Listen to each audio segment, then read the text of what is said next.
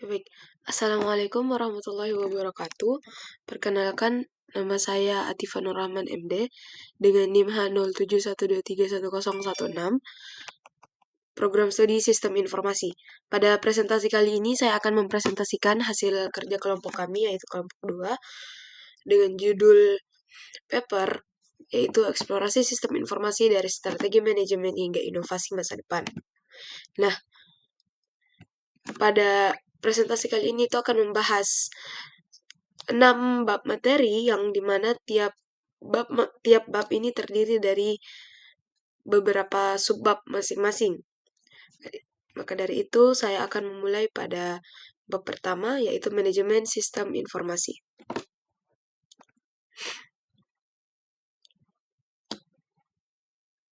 Manajemen sistem informasi di sini terdiri atas 6 subbab yang akan kita bahas. Yang pertama itu sistem informasi pendukung level organisasi. Yang kedua, sistem informasi strategis atau biasa disingkat SIS dan keunggulannya. Yang ketiga, ada keunggulan kompetitif Porter dan model rantai nilainya.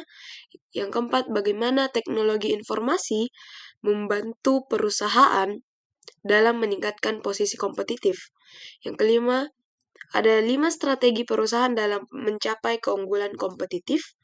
Yang keenam, pengelolaan sumber informasi dan peran Departemen Informasi serta pengguna akhir. Oke, kita yang paling pertama dulu, yaitu sistem informasi pendukung level organisasi, yang dimana pendukung level organisasi, sistem informasi pendukung level organisasi adalah suatu sistem yang dirancang untuk membantu mencapai tujuan pada masing-masing level manajemen ataupun pada fungsi-fungsi yang ada di organisasi. Nah, di mana sistem informasi pendukung level organisasi ini itu terdiri atas 3 tingkatan level. Yang pertama itu ada level operasional. Yang kedua ada level fungsional, dan yang ketiga ada level manajerial. Nah, di sini letak penjelasan masing-masingnya. Level operasional berarti apa sih peran sistem informasi pada level operasional ini? Perannya itu mendukung manajer operasional dalam menyimpan juga memproses aktivitas elementer dan transaksi organisasi. Contoh sistemnya seperti apa? Yang pertama itu contoh sistemnya seperti Transaction Processing System atau TPS dan Process Control System PCS. Fungsi dari level operasional ini, fungsi dari TPS dan PCS pada level operasional ini itu apa? Yang pertama, di TPS, fungsinya itu sebagai mengelola data transaksi harian seperti penjualan dan pembayaran gaji. Kalau di PCS, itu fungsinya memantau dan mengendalikan proses produksi. SI Manager pada level operasional itu memastikan manajer memiliki akses ke data yang akurat dan terkini, mendukung keputusan cepat dan tepat demi kelancaran operasi harian dan pencapaian tujuan jangka panjang gitu. Kalau untuk level selanjutnya, kita beralih ke level selanjutnya. Pada level fungsional, itu sistem informasi dirancang untuk mendukung 2 kelompok pekerja utama, yakni pekerja pengetahuan, yaitu knowledge workers, dan yang kedua, pekerja data atau data workers. Apa sih maksud dari pekerja pengetahuan dan pekerja data? Jadi pekerja pengetahuan ini itu adalah individu yang menggunakan pengetahuannya dan juga keterampilan khusus yang mereka miliki untuk menganalisis informasi, mengembangkan ide-ide dan juga membuat keputusan yang kompleks. Jadi sistem informasi pada level fungsional ini membantu mereka dengan menyediakan akses ke informasi yang relevan, membantu mengintegrasikan pengetahuan baru dan juga menyediakan alat untuk analisis yang lebih mendalam lagi. Nah, sedangkan pada bagian data workers atau pekerja data, ini mereka bertanggung jawab untuk mengumpulkan, mengelola, dan juga memproses data dalam organisasi. Jadi sistem informasi pada level fungsional di pekerja data ini itu mendukung mereka dengan menyediakan alat dan platform yang untuk mengelola data, memastikan keakuratan dan ketersediaan data, serta memberikan laporan periodik yang diperlukan untuk pengambilan keputusan, seperti itu. Jadi pada level fungsional ini, sistem informasi itu membantu mereka untuk mengintegrasikan pengetahuan-pengetahuan baru dan mengendalikan pekerja administratif. Jadi mereka menyediakan layanan pengamatan, pengendalian, pembuatan keputusan, dan juga aktivitas administratif bagi manajer menengah gitu. Selanjutnya di bagian level manajerial. Nah, fokus utama sistem informasi pada level manajerial ini yang pertama itu untuk mengantisipasi perubahan lingkungan eksternal seperti tren industri, perkembangan teknologi, perubahan regulasi dan juga faktor pasar. Yang kedua itu ada mengintegrasikan informasi eksternal ke dalam strategi organisasi. Contoh sistemnya apa sih? Contoh sistemnya itu Executive Information System, EIS. Yang pertama, dirancang untuk kebutuhan informasi eksekutif. Yang kedua, menyediakan informasi tentang kinerja keuangan, tren pasar, analisis kompetitor, dan proyeksi masa depan. Yang ketiga, itu menyajikan informasi dalam bentuk dashboard atau laporan grafis.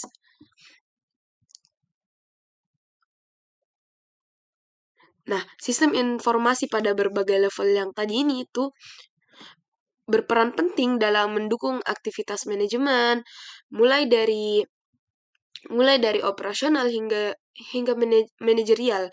Dengan menyediakan informasi yang relevan dan tepat waktu, sistem informasi membantu manajer dalam mengambil keputusan yang strategis dan operasional, meningkatkan efisiensi, mencapai tujuan jangka panjang organisasi. Maka dengan demikian, implementasi sistem informasi yang efektif dan adaptif pada setiap level organisasi yang tadi itu menjadi kunci dalam kinerja dan juga kelangsungan operasional organisasi di tengah perubahan lingkungan bisnis yang dinamis gitu. Selanjutnya kita akan ke subbab kedua, yaitu sistem informasi strategis atau SIS dan keunggulannya. Jadi apa sih sistem informasi strategis itu? Sistem informasi strategis merupakan suatu infrastruktur informasi yang terencana dengan tujuan utama memberikan keunggulan bersaing kepada suatu organisasi melalui dukungan terhadap strategi bisnisnya serta pengambilan keputusan yang efektif. Lalu keunggulan yang dimiliki oleh SIS ini apa saja? Jadi ada beberapa keunggulan yang dimiliki, seperti Decision Support System, DSS, Innovation Strategy, Alliance Strategy, Growth Strategy, Quality Strategy, Cost Leadership. Maksudnya dari keenam keunggulan ini apa? Kok strategi gitu? Jadi gini, saya akan berikan penjelasan singkat untuk 6 poin itu. Jadi, decision support system, keunggulan DSS ini membantu organisasi dalam mengambil keputusan yang lebih baik gitu. Dengan menyediakan analisis data yang akurat dan cepat melalui DSS, organisasi itu dapat menganalisis data yang kompleks, membuat prediksi yang lebih akurat lagi, lebih akurat dan juga lebih tepat lagi gitu. Serta meningkatkan efisiensi operasional.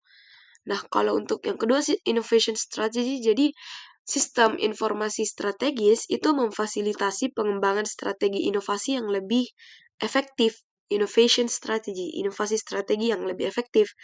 Jadi dengan bantuan dari SIS, organisasi dapat mengembangkan solusi baru atau terbaru, terus meningkatkan kualitas produk juga layanan, dan memperkuat keunggulan bersaing dan internal gitu.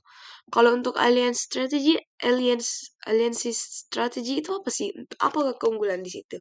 Jadi sistem informasi strategis membantu organisasi dalam membentuk kemitraan yang efektif dengan pemasok perusahaan lain dan bahkan pesaing gitu.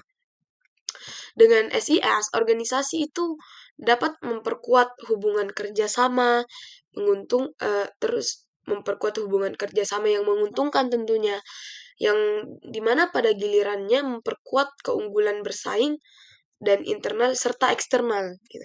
Terus growth strategy itu apa? Jadi sistem informasi strategis itu mendukung perkembangan strategi pertumbuhan yang efektif. Dia pengembangan strategi pertumbuhannya itu efektif dengan dimana SIS ini menyediakan informasi strategis yang diperlukan.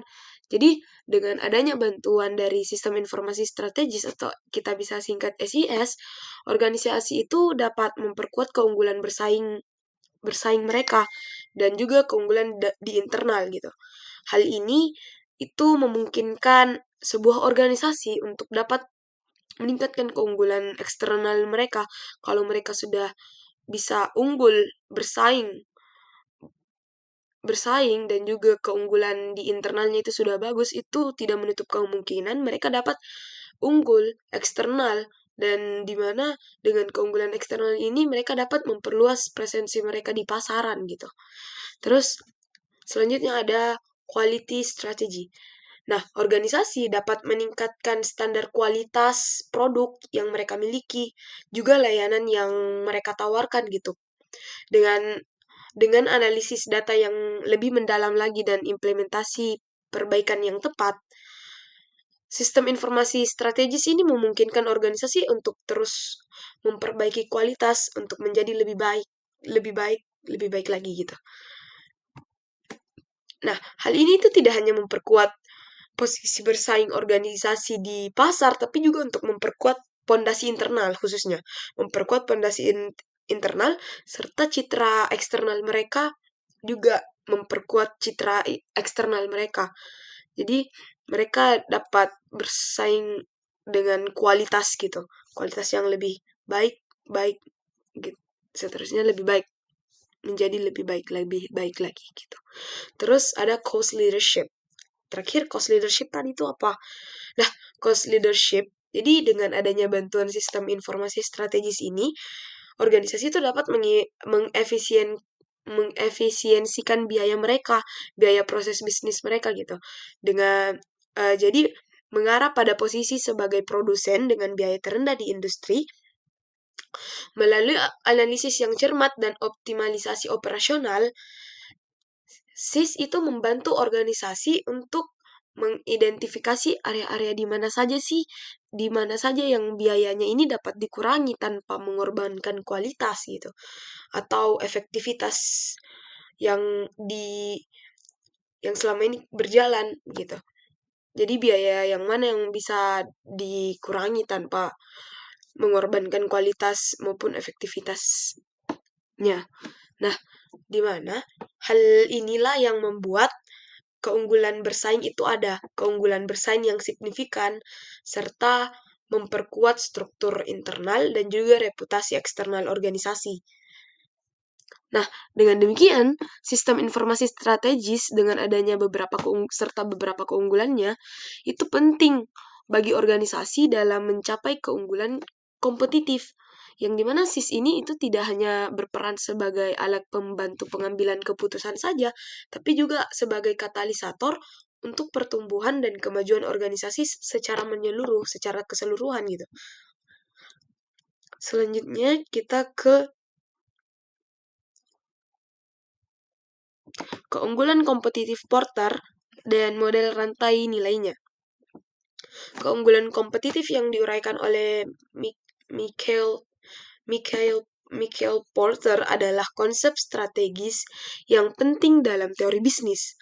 Nah, Porter menjelaskan bahwa keunggulan kompetitif itu terwujud ketika suatu perusahaan itu mampu menciptakan nilai tambah yang unik bagi pelanggan, sehingga membuat lebih menarik daripada pesaingnya gitu. Nah, di mana model rantai nilai Porter ini membagi perusahaan itu menjadi dua kategori sebenarnya. Ada yang kayak kategori primer atau utama, yang dimana aktivitas yang berlangsung itu terkait dengan penciptaan dan pengantaran produk atau jasa kepada pelanggan. Aktivitas primer ini tuh meliputi logistik, inbound, operasi gitu, pemasaran, penjualan seperti itu. Nah, sedangkan kalau yang lain satunya itu adalah aktivitas pendukung, karena tadi aktivitas primer, selanjutnya itu ada aktivitas pendukung.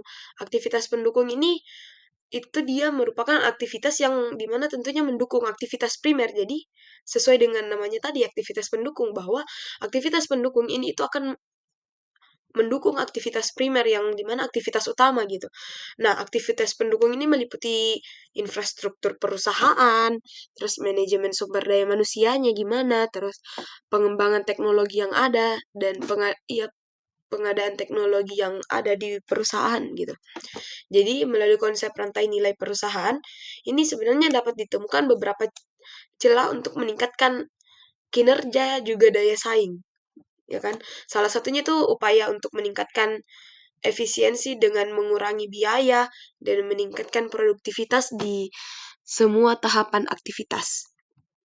Dengan adanya analisis rantai nilai tadi itu pun bukan hanya sebagai alat untuk identifikasi operasional saja, tapi juga sebagai landasan strategi untuk meningkatkan daya saing dan memberikan nilai tambah kepada para pelanggan gitu. Nah, selanjutnya di bagaimana teknologi informasi, TI ini membantu perusahaan dalam meningkatkan posisi kompetitif. Jadi, tentu kalau teknologi informasi ini kan sudah menjadi elemen yang vital bagi perusahaan kan, meningkatkan efisiensi operasional. Dengan adanya sistem informasi, perusahaan itu dapat mengotomatisasi proses bisnis, mengurangi biaya, terus meningkatkan produktivitas tentunya. Jadi adanya teknologi informasi itu dia membantu mengelola produksi, inventaris, pengiriman dengan lebih efisien, menjadi katalisator untuk efisiensi, efektivitas, dan juga keunggulan kompetitif. Nah, bagaimana sih TI membantu? Nah, jadi TI itu membantu dengan yang pertama, dengan mengoptimalkan efisiensi operasional. Yang kedua, meningkatkan kualitas produk dan layanan. Yang ketiga, meningkatkan keunggulan kompetitif. Dan yang keempat, mengurangi biaya operasional.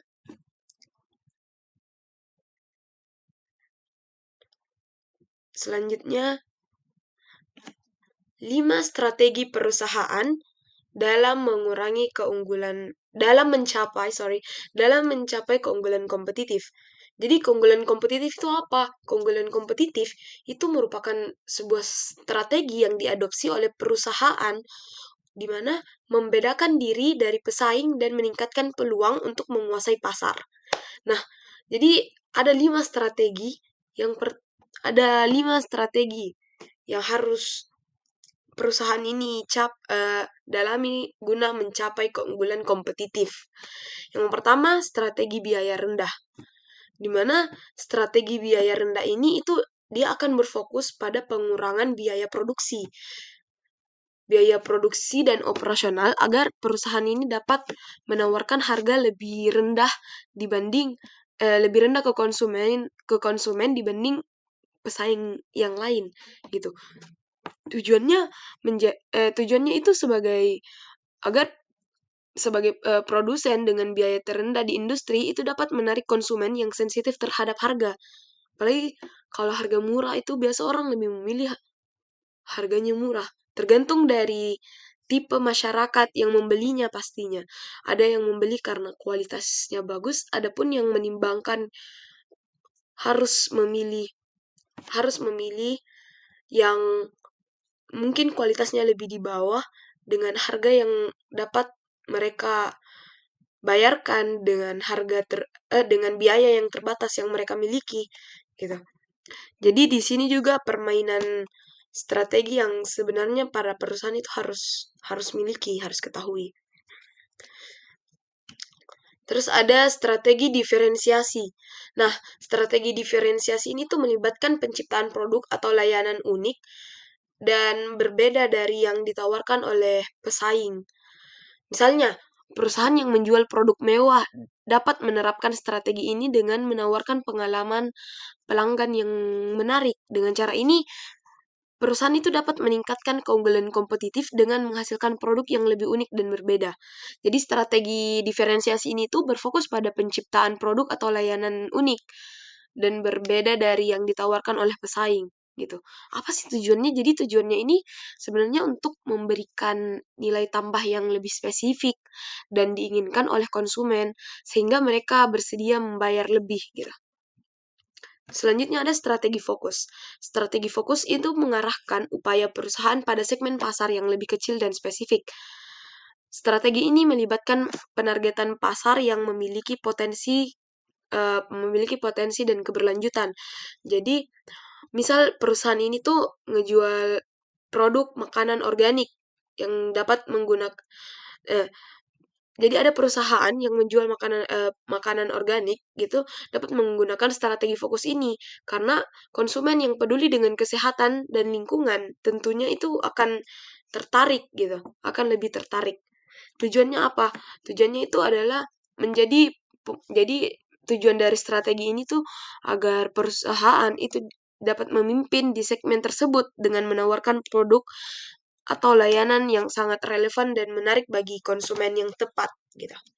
Selanjutnya ada strategi inovasi.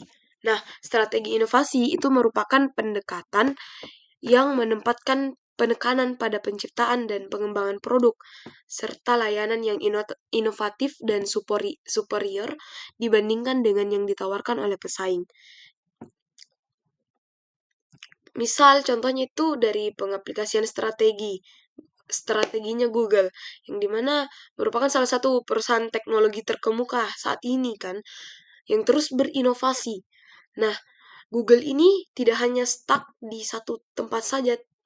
Dia salah satu contoh inovasi Google itu adalah dengan menciptakan Google Search, dengan menciptakan Google Maps, Google Assistant, yang dimana tentu itu yang dengan inovasi-inovasinya itu akan membuat para konsumen itu tertarik dan akan stay pada Google gitu. Nah, selanjutnya ada strategi aliansi. Strategi aliansi itu berarti strategi yang kerjasama antar dua perusahaan atau lebih, namanya aliansi, yang dimana guna mencapai perusahaan yang bekerja sama ini guna mencapai tujuan bersama, yang dimana tujuannya ini juga saling menguntungkan kepada tiap-tiap perusahaan yang beraliansi gitu. Dengan kelima strategi tersebut tadi, kelima strategi itu ini dapat membentuk kerangka kerja yang komprehensif tentunya bagi perusahaan guna mengoptimalkan potensi mereka dan mencapai keunggulan kompetitif yang berkelanjutan. Selanjutnya, yang keenam itu pengelolaan sumber informasi dan peran Departemen Sistem Informasi serta pengguna akhir. Pengelolaan sumber informasi melibatkan proses sistematis untuk mengumpulkan, mengolah, dan juga menyimpan data yang diperlukan oleh sebuah organisasi ataupun bisnis gitu, perusahaan gitu. Jadi proses pengelolaan sumber informasi itu dapat dibagi menjadi beberapa tahapan sebenarnya. Seperti ada tahapan perencanaan, tahapan pengumpulan data, tahapan pengolahan atau pengelolaan data di sini, data diolah setelah kita mengadakan perencanaan. Tentunya kita akan melakukan pengumpulan data-data apa saja yang ada. Setelah itu baru kita mengelola datanya. Setelah data tersebut dikelola, selanjutnya itu kita akan menyimpan data tersebut. Nah, setelah di data tersebut disimpan, itu dapat diakses dan didistribusi datanya, dan kita juga bisa ke tahap keamanan data, karena di mana tahap keamanan data ini, di mana ini data ini harus dilindungi dari akses yang tidak sah gitu. Jadi dengan langkah-langkah keamanan diterapkan itu guna mencegah adanya pelanggaran pada data gitu.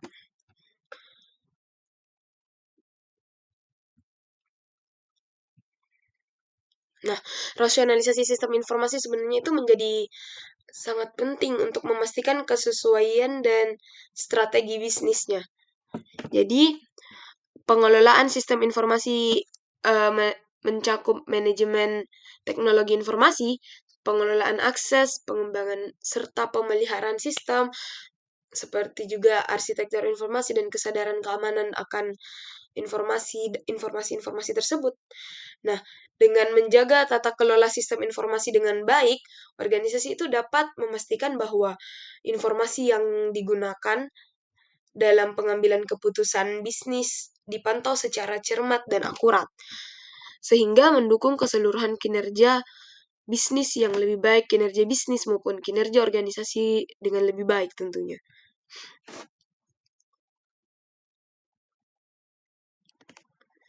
Selanjutnya kita ke bab 2, yang dimana pengembangan aplikasi perangkat lunak. Di bab 2 ini kita akan membahas ada 5 subbab. Yang pertama, proses pengembangan aplikasi perangkat lunak baru. Yang kedua, perbedaan antara metodologi perangkat lunak baru. Yang ketiga, bahasa pemrograman yang digunakan untuk perangkat lunak. Yang keempat, masalah seputar pengembangan situs web dan aplikasi seluler. Yang kelima, 4 kebijakan implementasi utama. Oke, let's get started. Kita ke yang pertama. Proses pengembangan aplikasi perangkat lunak baru. Pengembangan aplikasi perangkat lunak adalah proses kompleks dan berurutan yang melibatkan tahap-tahap menciptakan, merancang, mengembangkan, menguji, dan memelihara perangkat lunak. Tujuannya adalah untuk menyediakan solusi yang efektif dan juga efisien untuk memenuhi kebutuhan pengguna, memastikan produk akhir berkualitas tinggi dan juga sesuai dengan ekspektasi.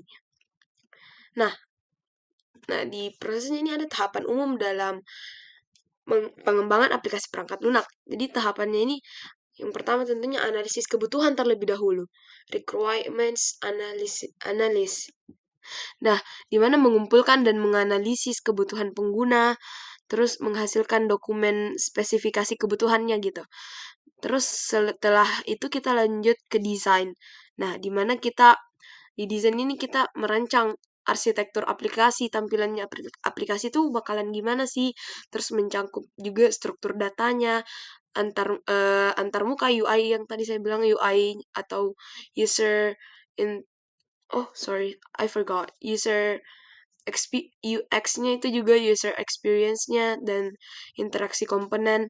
Terus yang selanjutnya itu ada pengembangan atau development, dimana kita mulai nih start untuk nulis kode-kode programnya, terus mengembangkan dan juga mengintegrasikan komponen-komponen perangkat lunak. Yang keempat, setelahnya itu pengujian testing tentunya.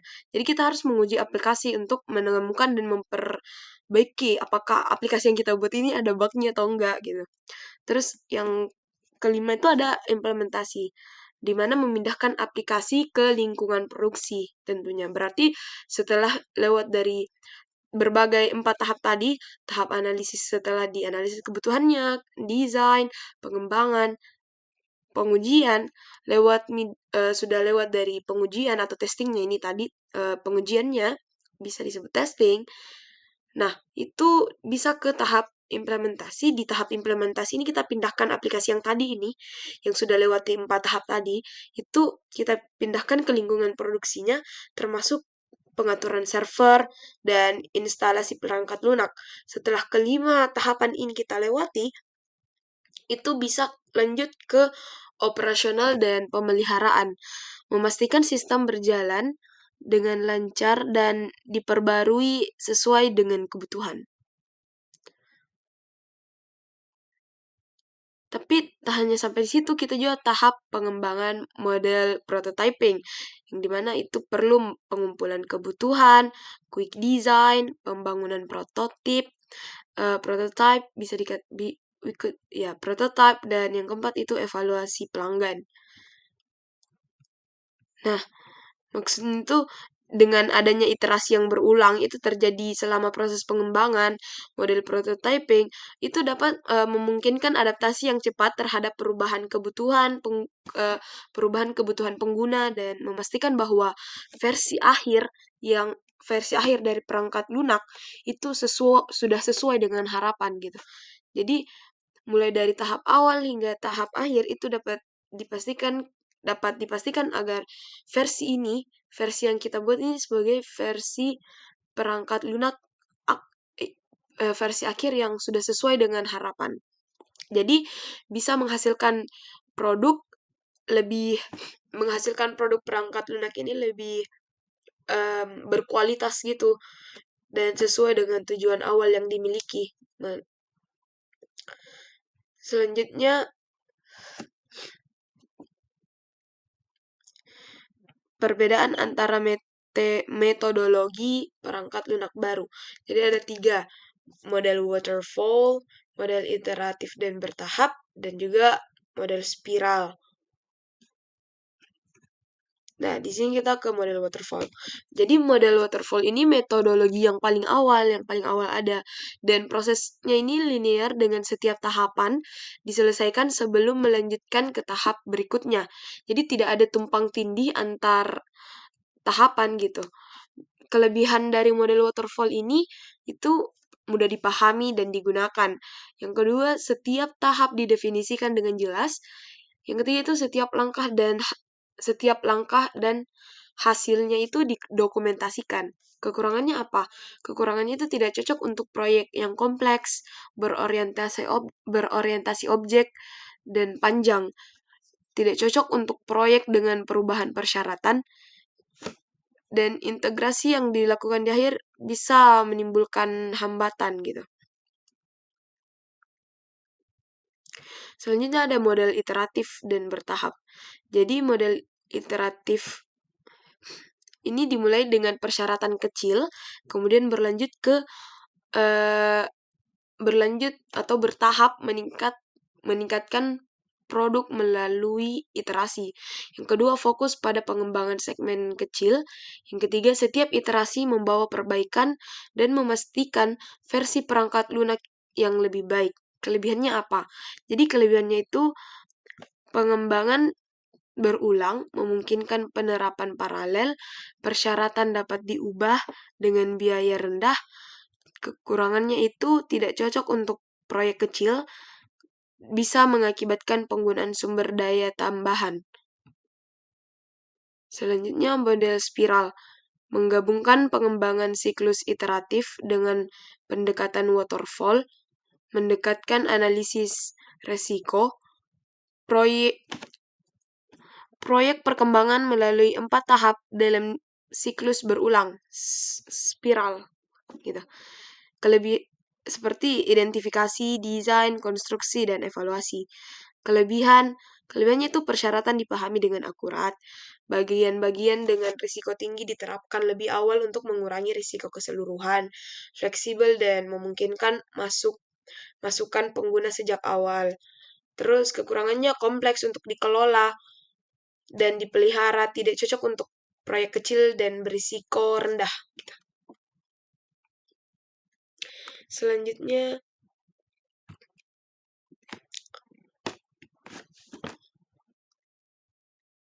bahasa pemrograman yang digunakan untuk perangkat lunak. Jadi apa sih bahasa pemrograman? Jadi bahasa pemrograman ini merupakan bahasa yang sebenarnya sebagai alat penting untuk berkomunikasi dengan komputer yang mengubah perintah manusia menjadi kode biner yang dapat diproses gitu. Bahasa pemrograman ini berbeda dengan bahasa-bahasa lain seperti markup karena tujuannya memberikan perintah argumentatif, bukan deklaratif. Jadi bahasa pemrograman dibagi dalam berbagai kategori, tergantung penggunaannya dalam perancangan perangkat lunak. Jadi seperti ini. Nah, bahasa perancangan perangkat lunak dibagi dalam berbagai kategori. Yaitu ada kategori prosedural yang di sini tuh dimana bahasa prosedural ini dia itu mengikuti serangkaian pernyataan atau perintah guna capai hasil yang diinginkan tentu saja.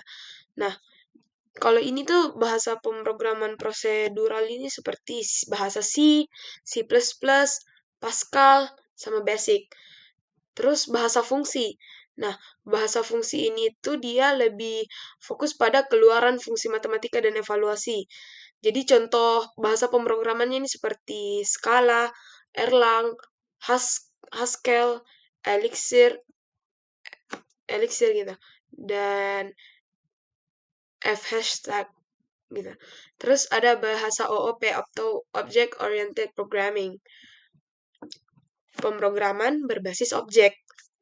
Nah, ini populer di kalangan akademisi untuk melatih kemampuan coding mahasiswa gitu. Yang seperti ini kami pelajari saat ini di 2 semester awal tentunya. Jenis bahasa ini memperlakukan program sebagai sekelompok objek yang terdiri dari data dan juga elemen program yang dikenal sebagai atribut dan metode. Objek dapat digunakan kembali dalam suatu program atau dalam program lain. Nah, contoh dari bahasa pemrogramannya ini yang berbasis objek itu Java, Python, PHP, Ruby, dan C++ juga. Terus bahasa script. Bahasa script ini dia lebih ke mengotomatiskan tugas yang berulang. Jadi mengelola konten web dinamis atau mendukung proses dalam aplikasi yang lebih besar. Contoh bahasa script ini PHP, Ruby, Python, Bash, Perl, Node, sama JS gitu. JavaScript, Node, JS. Terus bahasa pemrograman logika. Nah, alih-alih memberitahu komputer apa yang harus dilakukan, di sini bahasa pemrograman logika ini lebih mengungkapkan serangkaian fakta atau aturan untuk menginstruksikan komputer. Jadi ada menggunakan tentang cara mengambil keputusan, jadi kayak ada tata caranya gitu untuk logikanya, untuk bagaimana komputer dapat melakukan hal ini dengan logika-logika seperti ini. Dia harus melakukan hal ini terlebih dahulu, baru ini gini. Sehingga komputer itu dapat memahami apa yang diminta oleh user atau yang input gitu. Seperti Prolog, Absys, Datalog, Almaziro, terus selanjutnya itu di masalah seputar pengembangan situs web dan aplikasi seluler.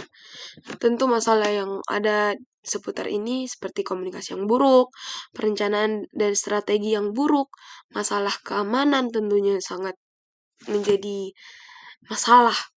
Terus kinerja dan kecepatan aplikasi tentunya yang juga menjadi masalah. Terus pengalaman pengguna, user experience, gitu. Selanjutnya, 4 kebijakan implementasi. Jadi ada 4 kebijakan implementasi nih. Yang pertama keamanan informasi, yang kedua manajemen proyek, yang ketiga itu pengelolaan kualitas, yang keempat pengelolaan perubahan. Di mana kebijakan informasi ini seperti kayak bertujuannya ini untuk melindungi data dan informasi dari akses yang tidak sah, kerusakan, atau bahkan pencurian gitu. Jadi mencakup praktik dan prosedur keamanan seperti enskripsi data, pengelolaan kata sandi, kontrol akses, serta pemantauan dan audit keamanan. Terus kebijakan manajemen proyek tadi tuh dia mengatur proses dan standar yang harus diikuti dalam pengelolaan proyek, pengembangan perangkat lunak gitu. Terus kalau pengelolaan kualitas itu dia berfokus pada memastikan gitu.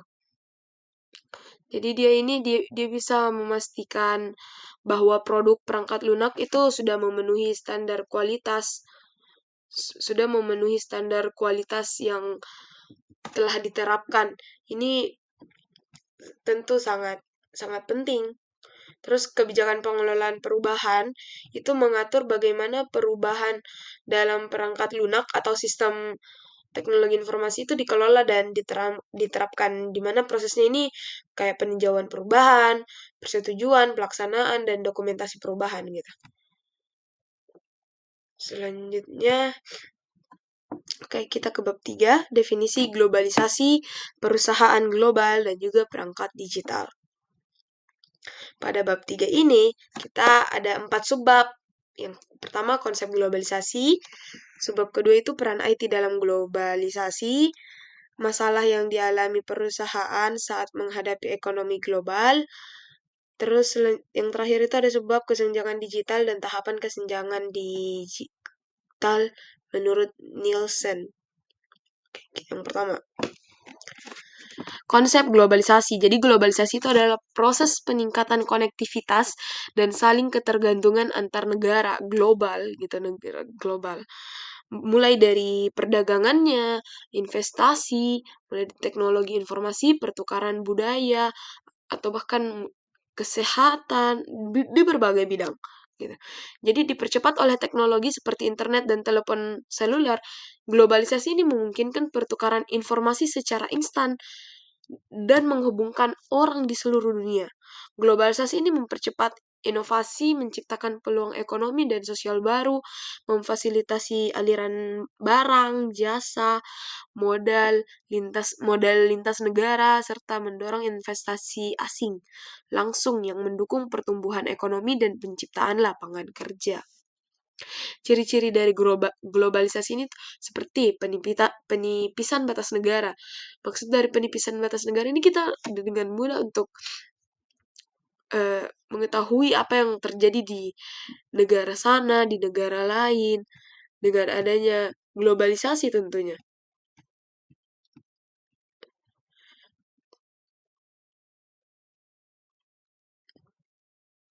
Nah, terus penyebaran informasi yang mudah. Proses globalisasi ini memfasilitasi penyebaran informasi tentunya yang semakin mudah dan juga sangat cepat. Kayak berbagai peristiwa yang seperti saya bilang tadi itu, peristiwa apapun atau kabar apapun yang ada di negara lain itu dapat tersebar di seluruh dunia dengan cepat. Contohnya seperti yang ada di Palestina saat ini. Gitu. Terus selanjutnya ada peningkatan kemajuan teknologi dan komunikasi seperti internet, telepon seluler itu sangat mengubah cara orang dalam berkomunikasi. Yang awalnya dapat berkomunikasi secara tatap muka, itu dapat berkomunikasi dengan jarak jauh, bahkan dengan berbeda tempat gitu. Terus ada peningkatan perdagangan dan investasi. Tentu globalisasi sangat memfasilitasi aliran perdagangan, aliran pertukaran barang, jasa, modal lintas batas negara. Ini dimana memungkinkan perusahaan tentunya untuk dapat beroperasi secara global, secara mendunia. Dan konsumen juga dapat mengakses produk dari berbagai dunia. Dengan adanya perdagangan globalisasi ini gitu. Terus peningkatan pertukaran budaya.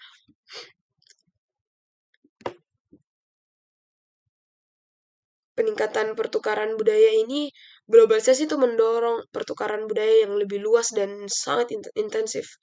Jadi budaya yang ada di negara lain itu dapat ke negara kita dengan adanya globalisasi tentunya.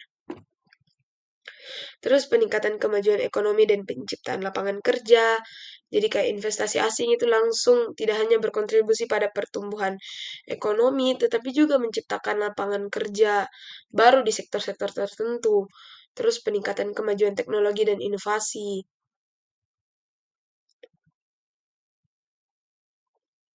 mempercepat inovasi dan menciptakan peluang baru di berbagai sektor. Jadi beberapa aspek globalisasi tadi itu memberikan manfaat yang jelas bagi masyarakat global tentunya, seperti peningkatan akses terhadap teknologi, meningkatnya perdagangan lintas batas. Tapi dampak negatifnya juga tidak boleh diabaikan. Adanya ketidakseimbangan ekonomi, kerusakan lingkungan, dan masalah sosial itu beberapa contoh dari dampak negatif yang dapat timbul akibat globalisasi ini sebenarnya gitu.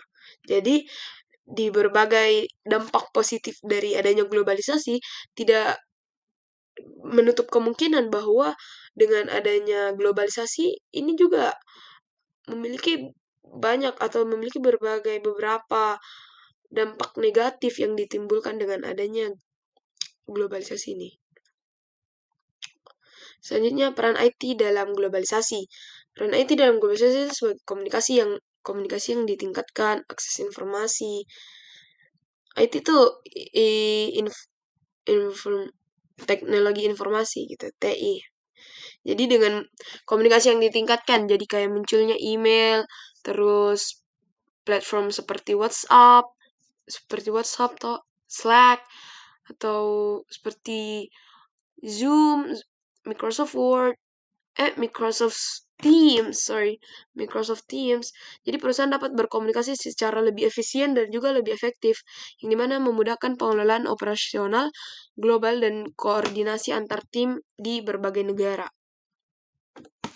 Seperti akses informasi yang lebih mudah juga dengan adanya internet, menyediakan akses cepat ke informasi di seluruh dunia, terus e-commerce dan pasar global. Platform e-commerce seperti Amazon, Alibaba, nggak jauh-jauh. Kalau di Indonesia seperti Tokopedia, Shopee, gitu. Gojek sih lebih ada bagian untuk e-commerce-nya seperti, ya ada kalau Gojek e-commerce-nya, tapi tidak seperti kayak Shopee dan Tokopedia, Lazada gitu. Terus peningkatan efisiensi operasional dan inovasi dan R&D global. Jadi kalau untuk R&D global ini, jadi itu teknologi informasi itu mendukung kolaborasi dalam penelitian dan juga pengembangan R&D ini research and development di seluruh dunia. Selanjutnya itu masalah yang dialami perusahaan saat menghadapi ekonomi global, seperti kompleksitas regulasi, fluktuasi nilai tukar, perbedaan budaya dan bahasa, risiko politik dan ekonomi, masalah logistik, dan rantai pasok.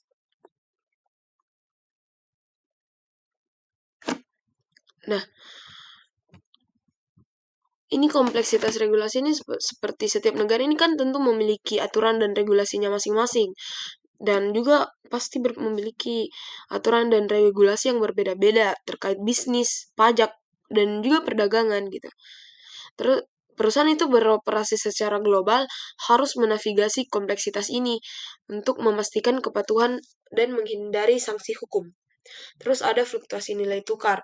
Perubahan nilai tukar mata uang dapat mempengaruhi biaya operasi dan profitabilitas perusahaan. Terus perbedaan budaya dan bahasa, risiko politik dan ekonomi itu, kondisi politik dan ekonomi yang tidak stabil di berbagai negara itu dapat mengancam operasi bisnis. Gitu. Jadi perusahaan perlu memantau risiko ini dan merencanakan langkah-langkah mitigasi seperti diversifikasi pasar, terlebih dahulu gitu. Terus masalah logistik dan rantai pasok. Mengelola rantai pasok global yang kompleks membutuhkan koordinasi yang baik dan sistem logistik yang efisien.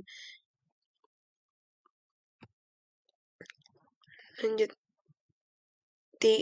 Yang keempat itu kesenjangan digital dan tahapan kesenjangan digital menurut Nielsen.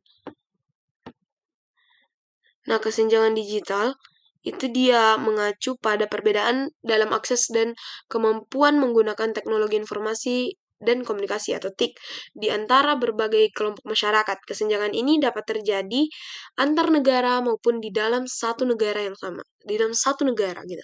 Seringkali terkait dengan faktor ekonomi, geografis, pendidikan, dan juga sosial. Nah, menurut Nielsen, kesenjangan digital dapat dibagi menjadi beberapa tahapan: kesenjangan akses, kesenjangan penggunaan, kesenjangan hasil. Tentu, kesenjangan akses ini di mana tahap ini tuh berfokus pada ketersediaan perangkat keras seperti komputer, smartphone, dan infrastruktur internet. Kesenjangan akses terjadi itu ketika kelompok tertentu itu tidak dapat memiliki akses memadai terhadap teknologi ini. Dan itu keterbatasan kesenjangan penggunaan. Jadi, semisal aksesnya ini sudah tersedia, tapi tahap berikutnya itu tahap penggunaan. Penggunaan ini terjadi ketika faktor literasi digital dan keterampilan teknologi yang dimiliki itu tentu kayak berbeda-beda kan. Nah, ini di kesenjangan penggunaan inilah yang menurut Nielsen salah satu bentuk kesenjangan digital. Jadi, tiap orang itu tentu literasi digital dan keterampilan teknologinya berbeda-beda, nggak semua sama gitu. Dan kesenjangan hasil. Nah, di mana kesenjangan hasil mengacu pada perbedaan dalam manfaat yang diperoleh dari penggunaan teknologi, seperti peningkatan peluang kerja, pendidikan, dan partisipasi sosial. Kelompok yang kurang terampil atau kurang terakses mungkin tidak dapat memanfaatkan teknologi dengan cara yang sama dengan orang-orang yang lain gitu, yang dapat memanfaatkannya dengan lebih baik gitu. Jadi untuk mengatasi kesenjangan digital itu sebenarnya perlu upaya kolaboratif dari berbagai aspek, dari berbagai bidang seperti kayak mulai dari pemerintah, sektor swasta, dan masyarakat sipilnya. Jadi program pendidikan dan pelatihan literasi digital, peningkatan infrastruktur TIK, kebijakan inklusif itu dapat membantu mengurangi kesenjangan yang ada di masyarakat saat ini, dan memastikan bahwa semua kelompok masyarakat itu dapat menikmati manfaat dari teknologi informasi dan komunikasi. Selanjutnya bab 4 itu pengertian dari e-business dan e-commerce, bentuk-bentuk e-commerce, pembayaran elektronik, dan etika dan hukum elektronik gitu. Jadi di sini ada beberapa subbab. Yang pertama itu perdagangan elektronik, manfaat dan keterbatasannya. Di sini ada 4 subbab. Perbedaan antara perdagangan elektronik murni dan parsial, bentuk-bentuk perdagangan elektronik, etika, dan hukum berkaitan e-commerce. Oke, yang pertama. Jadi perdagangan elektronik, manfaatnya, serta keterbatasannya. Perdagangan elektronik atau e-commerce itu adalah aktivitas jual beli produk atau layanan melalui platform elektronik seperti internet, jaringan komputer lainnya. E-commerce ini mencakup berbagai jenis transaksi sebenarnya seperti business to business, business to consumer, consumer to consumer, consumer to business gitu. Jadi aktivitas e-commerce ini meliputi berbagai proses bisnis mulai dari pemasaran, penjualan, pembayaran, hingga distribusi dan layanan pelanggan. Oke, kita lihat manfaatnya. Manfaatnya itu mendapatkan pelanggan baru tentunya, memperluas jangkauan pasar, mendorong kesetiaan konsumen, meningkatkan kualitas layanan, melayani pelanggan tanpa batas waktu. Namanya juga perdagangan elektronik. Jadi konsumen ini bisa ngelihat produk kita kapan aja, kapan dia mau gitu. Jadi itu sangat bermanfaat. Terus keterbatasannya apa?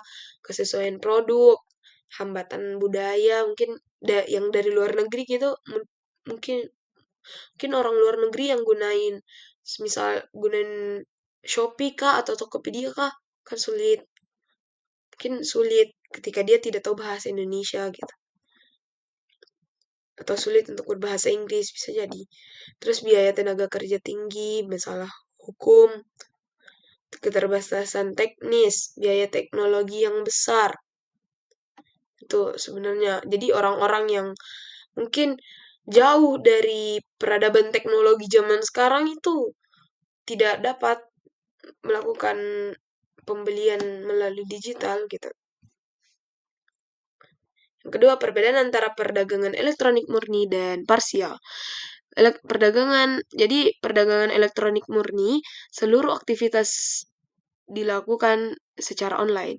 Semua tahapan, mulai dari pencarian produk, pemesanan, pembayaran, bahkan pengiriman, dilakukan melalui platform digital. Contoh aktivitas pencarian produk. Jadi konsumen ini bisa nyari dan milih produk yang mana aja gitu. Terus pembayarannya ini bisa dilakukan, bisa kartu kredit, bisa debit, dompet digital, terus transfer bank kah atau gimana gitu bisa dilakukan. Terus pengiriman, produk dikirimkan secara elektronik, misal produk digital seperti e-book, terus music, software gitu. Terus perdagangan elektronik parsial. Perdagangan elektronik ini yang parsial ini menggabungkan menggabungkan elemen offline dan elemen online. Sebagian proses dilakukan secara online, jadi pencarian nyari produknya itu online, mesennya itu online, tapi dilakukan pengiriman atau pembayarannya bisa kayak melalui COD, cash on delivery, terus dibayar di tempat gitu kan. Bisa, atau bahkan pengirimannya itu nggak melalui elektronik, tapi ada barang yang datang ke kita. Nih. Kelebihan dan kekurangan dari masing-masing digital murni dan digital parsial.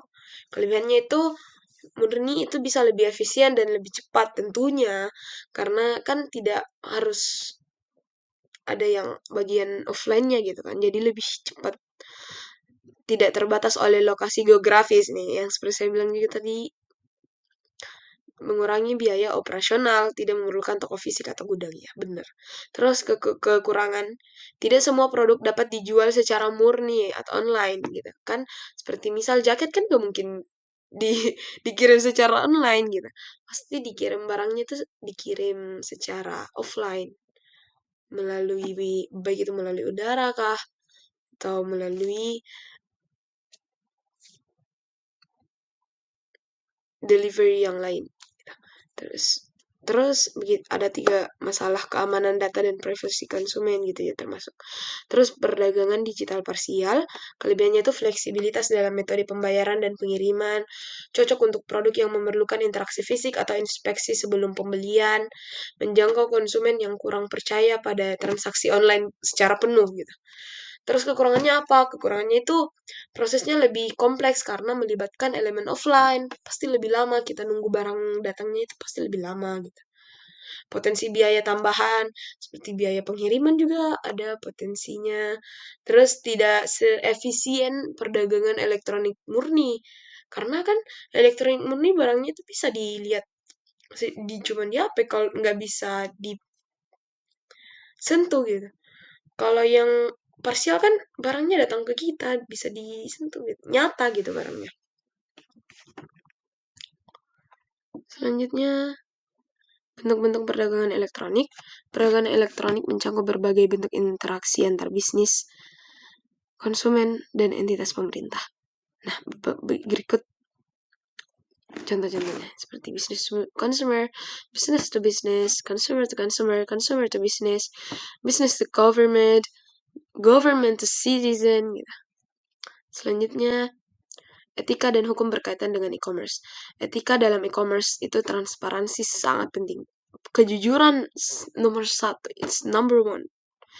Privacy konsumen itu sangat diperlukan. Seperti keamanan data tempat tinggalnya, keamanan transaksi, terus pelayanan pelanggan, gitu. Itu etika yang perlu diperhatikan.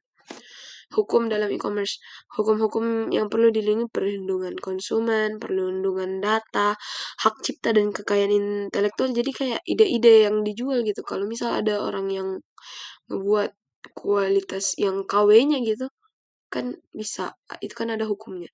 Terus juga keamanan cyber. Selanjutnya kita bab 5, etika perlindungan kekayaan intelektual dan privasi dalam sistem informasi. Di sini di sini ada 3 subbab.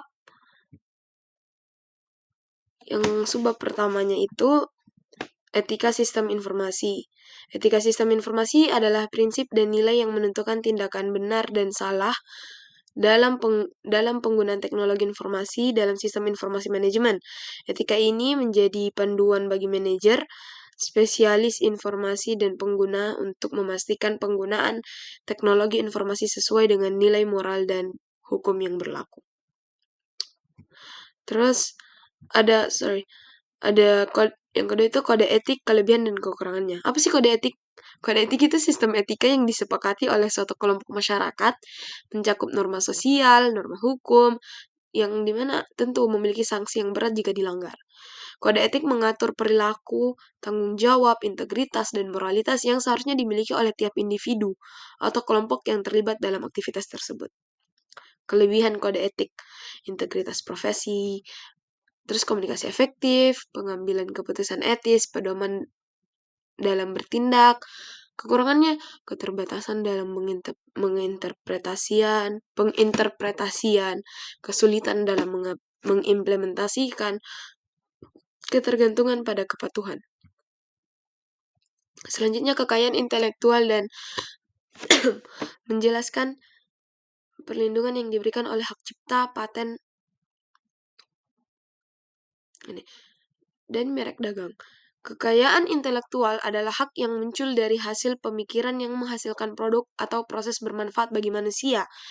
Jadi kekayaan intelektual ini mencakup hak-hak yang diberikan kepada individu atau organisasi atas karya intelektual termasuk ide, penemuan, karya seni, gitu.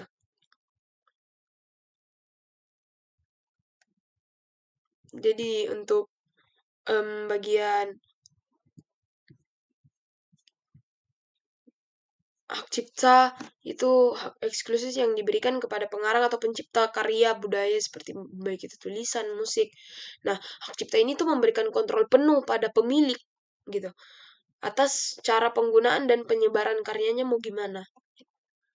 Paten. Kalau paten ini dia diberikan kepada penemu atau penemuan teknis yang baru, berguna dan tidak jelas sebelumnya gitu. Dimana perlindungan paten ini memberikan hak kepada pemiliknya untuk mencegah pihak lain menggandakan gitu, menggunakan secara komersial atau mendistribusikan penemuan tersebut tanpa izin. Terus kalau untuk merek dagang itu kayak simbol yang digunakan untuk membedakan produk atau jasa dari satu perusahaan dengan perusahaan lain. Misal logo, simbol atau kombinasinya gitu.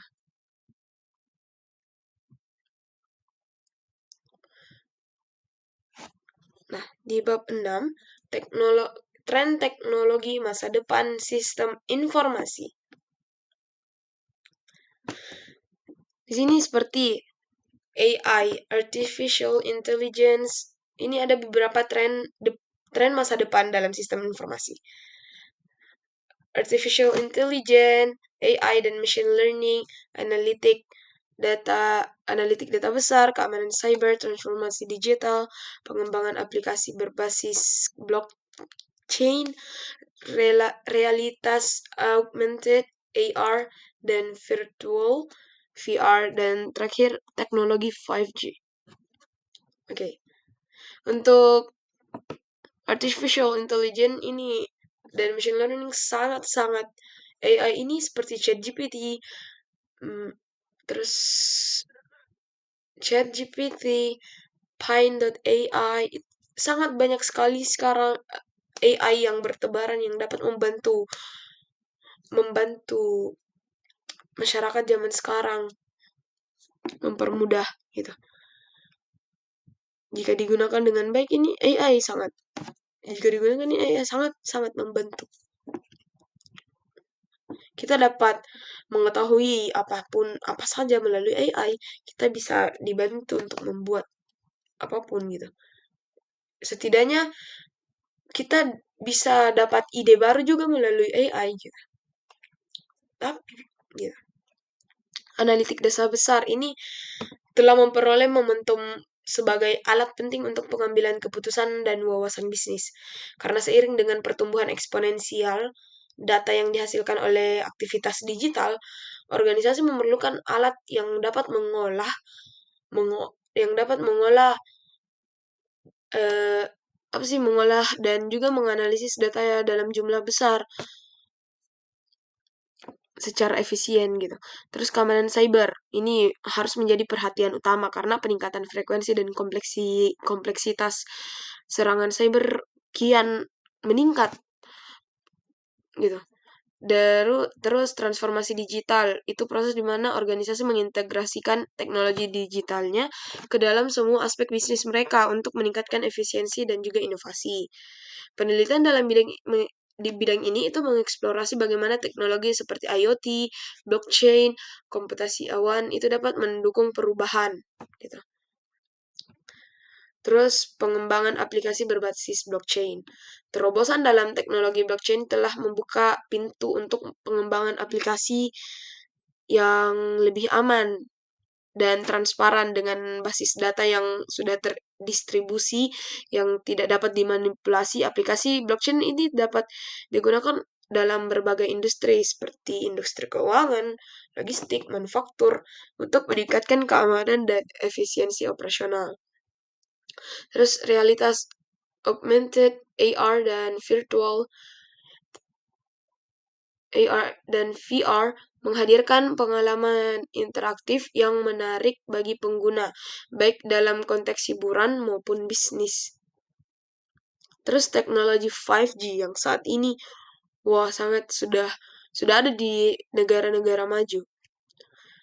Teknologi 5G ini membawa peningkatan kecepatan dan keamanan jaringan internet, memperbaiki konektivitas, memfasilitasi penggunaan aplikasi yang memerlukan kapasitas data besar seperti streaming video dengan kualitas yang tinggi gitu. Dan mendukung kemajuan Internet of Things (IoT) dan era industri 4.0. Jadi beberapa tren masa depan dalam sistem informasi yang patut untuk diketahui, yang patut untuk diperhatikan, seperti yang 7 tadi itu. Contoh-contoh dari tren masa depan yang harus tentu diperhatikan. Karena potensi meningkatnya itu meningkat dan konektivitas serta mendukung aplikasi yang membutuhkan kapasitasnya itu tentu sangat-sangat apa ya namanya kayak tren-tren masa depan ini sangat terkoneksi antar satu sama lain gitu. Seperti teknologi 5G itu kan sangat terhubung dengan beberapa misal kita nih pengen gunain AI, terus kita gunain teknologi 5G. Wah, ini kan cepet dong. AI ini nerima pesan kita cepat, terus kita dapat nerima AI ini beri kita jawaban itu cepat juga karena dengan adanya teknologi 5G yang kapasitasnya ini gede gitu. Jadi kita ini mudah untuk saling bertukar informasi dengan AI gitu. Apalagi di era yang maju saat ini kan. Nah, pengembangan sistem informasi yang adaptif dan juga responsif terhadap tren-tren masa depan tadi itu tentu membantu organisasi dalam menghadapi tantangan baru. Tak hanya menghadapi tantangan baru, juga meningkatkan efisiensi, mencapai keunggulan kompetitif di era digital yang terus saja berubah pastinya. Jadi masa depan penelitian sistem informasi ini harus menyoroti dampak teknologi baru, etika AI berkelanjutan dan adaptasi terhadap regulasi yang terus berubah. Pastikan bahwa sistem informasi ini tetap relevan dan memberikan manfaat yang maksimal bagi masyarakat.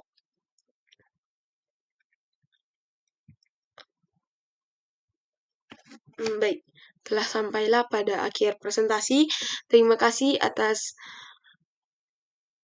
perhatian yang telah diberikan. Terima kasih untuk ilmu-ilmu yang telah diberikan, Pak. Saya Atifah Nur Rahman, MD. dengan NIM H0712310016 mengucapkan terima kasih yang banyak atas segala bentuk perhatian dan telah membersamai. Assalamualaikum warahmatullahi wabarakatuh.